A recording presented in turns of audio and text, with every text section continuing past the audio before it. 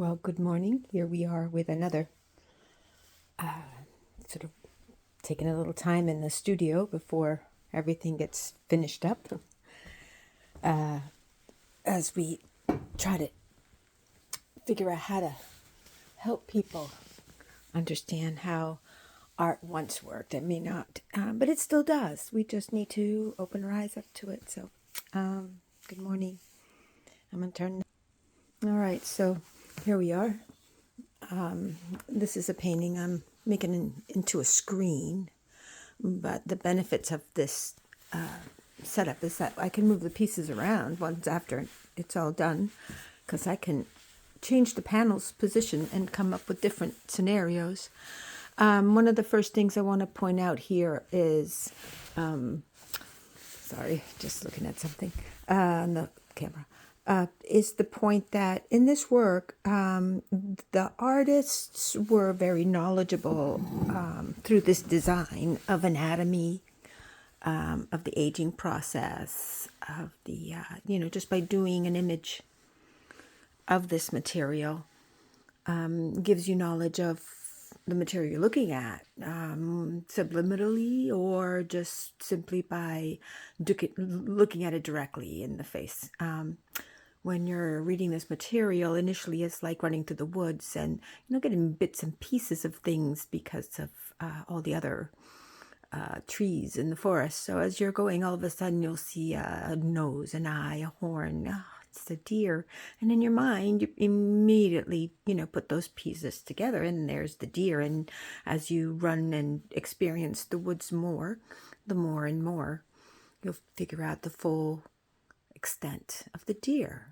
But here in this topic right now, even though the deer is there, there's the eye and nose of the deer, and then you can see the antlers coming up. We're focusing on the body right here.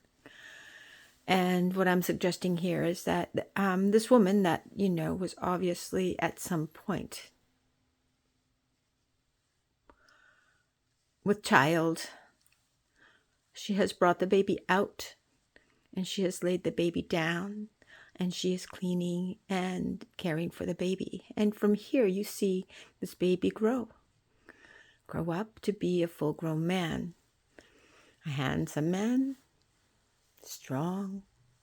And then slowly the man becomes older. You can see, even follow, as you're looking at, the structure, you can lean in a little bit and start picking up that there's actual bone structure there, that they're displaying the skeletal structure of, of the man as he grows, and then again, becomes the elderly shell that not a shell, but that's what we leave behind. But in any case, I'm just trying to slow people down a little bit when they look at art.